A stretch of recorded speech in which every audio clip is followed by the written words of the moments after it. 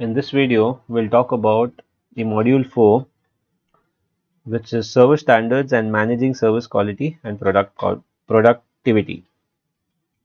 We'll look at the concept of service quality, the different quality components in manufacturing services. We'll look at how to capture the customer's perspective of service quality, the 5 generic dimensions to evaluate service quality, the gap model, which is the primary aspect of every service organization, and something called as the serve call scale. To begin with, let's try and understand what do you mean by service quality. The word quality can mean different things to different people based on the context in which you try to use it. There are different perspectives to quality. Over a period of years, quality has been initially viewed as a manufacturing based approach.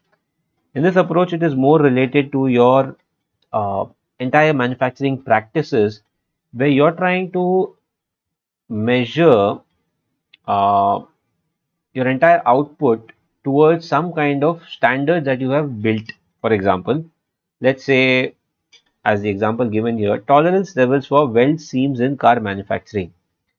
Uh, or you can look at any other kind of example where for a manufacturing service, they'll basically develop some kind of specifications. So if you are able to conform to those internally developed specifications, then you can say the quality is achieved. Companies like Toyota, when they manufacture their cars, they have a certain quality standards, and Toyota is known for quality. They are their entire motto itself is all about establishing some kind of quality. So they have certain specifications. Over a period of years, they have developed certain specifications, and when they match that, you can say the car has adhered to those qualifications, to those standards or those specifications, and it matches the quality of level of what they have been initially designed towards. But in the context of services, it's different. Now, we looked at manufacturing approach. Probably in manufacturing, we generally talk about products. An input raw materials gets into an output product driven manufacturing service. But when looking at services, generally the quality is more operations driven. It's more tend towards how you go about doing something and ensuring that everything that you do conforms towards how you're driving your productivity, how you're managing the entire process. That is more of a process driven approach towards services. And the third one is where we look at the, of course, apart from this, before moving on to customer's perspective, there's also something called the value based definition of service. Value is more about, more again customer side, but more about how value of the people base service quality based on price and what value you can give them out of a particular service. That is nothing but value based definition towards a service quality. When we talk about the customer's side, it's more about, there's a close relationship between satisfaction as well as service quality. One does not lead to the other, as in the satisfaction level leads to service quality. Quality again in reverse order will lead to satisfaction, but they are quite different. How you would actually look at them: satisfaction is an evaluation of a single consumption experience, a fleeting judgment, and a direct and immediate response to that experience. In contrast, service quality refers to relatively stable attitudes and beliefs about a firm which can differ significantly from satisfaction. What basically this point is saying is that service quality develops over a period of time. It's a resultant of many different things combining together in trying to determine an image about that service or about the organization, which tends to build a kind of quality level and attitude change or a belief about the firm in the minds of the user.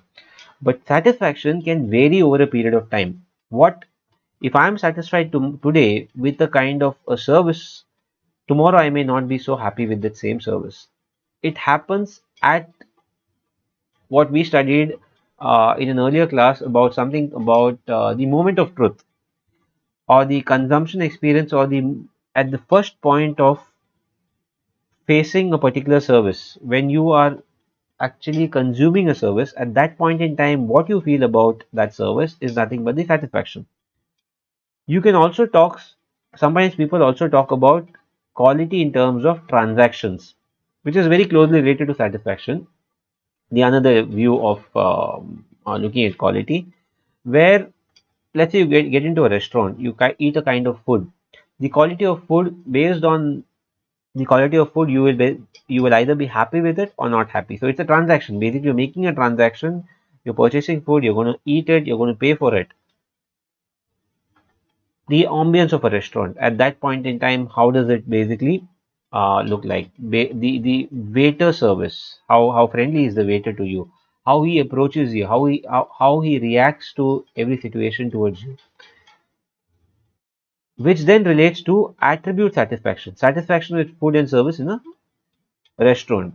So basically, the transaction, there is been a satisfaction. Overall, it leads to you building a kind of an attribute, or kind of image, or kind of something about the restaurant in your mind. So satisfaction with food and service, you combine both. Both are transaction specific and determine overall customer satisfaction, which in turn drives the quality beliefs or the overall attribute uh, satisfaction, or can the attribute levels within you. So if you see the diagram very clearly given as to everything that I explained, attribute satisfaction and transaction quality leads towards overall satisfaction, which then drives your firm service quality, in turn leads to a repeat percentage. So it's very important to understand the customer's perspective of service quality. Moving on, we look at the 5 dimensions of service quality. Dimension number 1, tangibles, which is nothing but appearance of physical elements. We'll look at all of these in detail in the next slide. Reliability, dependability and accurate performance, how reliable is the service. Responsiveness, how prompt is the service.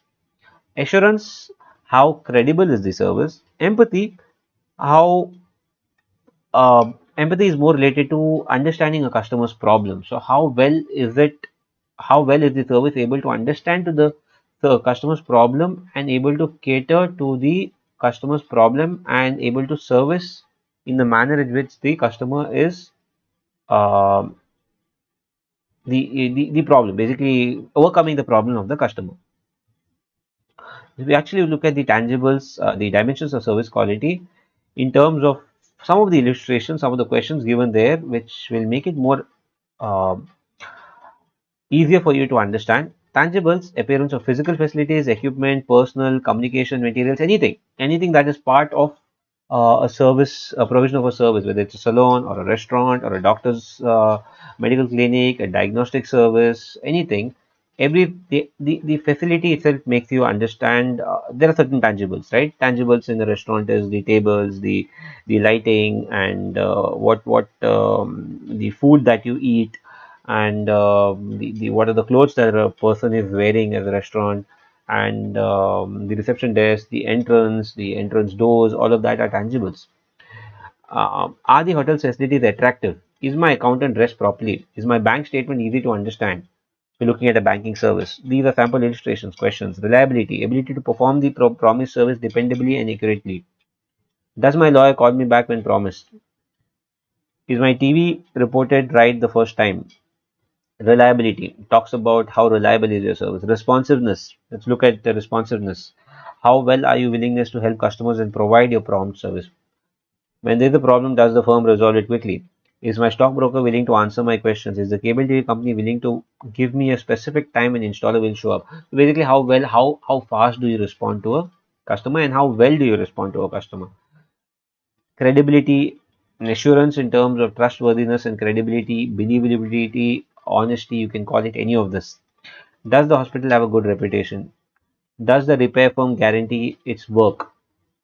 Does my stockbroker refrain from pressurizing me to trade? And finally, looking at empathy. When we talk about empathy, We're talking about freedom from danger, risk, or doubt. Is it safe for me to use the bank's ATMs at night? I'm sorry, I'm actually going further into assurance.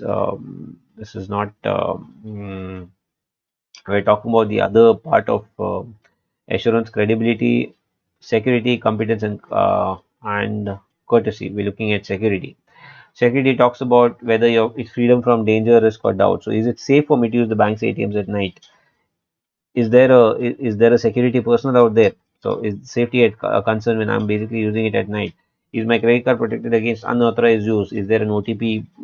Is there an additional level of security with OTP?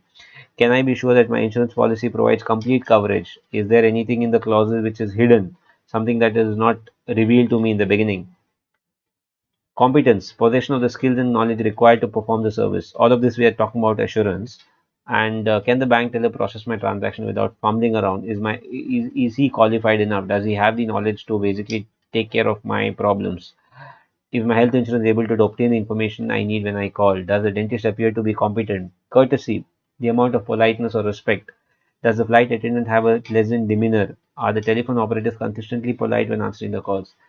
Now we talk about empathy, approachability, and ease of contact. In terms there, we talk about access, communication, understanding the customer. Basically, empathy is all about understanding the customer, but when you do understand, how do you approach the customer? How do you communicate with the customer? So if you look at all those examples there, how easy it for me to talk to a supervisor when I have a problem? When I have the complaint, is the manager willing to listen to me? Does someone in the hotel recognize me as a regular guest? All of those questions are going to answer the questions basically on empathy. And if you're able to answer those questions and the answers are positive to those questions, then you know you're providing a proper service, and a service provider has to be able to ensure that these five dimensions of service quality are met. And in all these factors, they are able to answer those final questions, and the questions will vary based on service. Here we're looking at all the services as far as uh, doctor service is concerned, airline service is concerned, hotel service is concerned, repair service is concerned, stock booking service is concerned. It could be applied to all the other services as well. We'll stop the video here before I move on to the gap model. Short video. I'll move on to the gap model in the next video.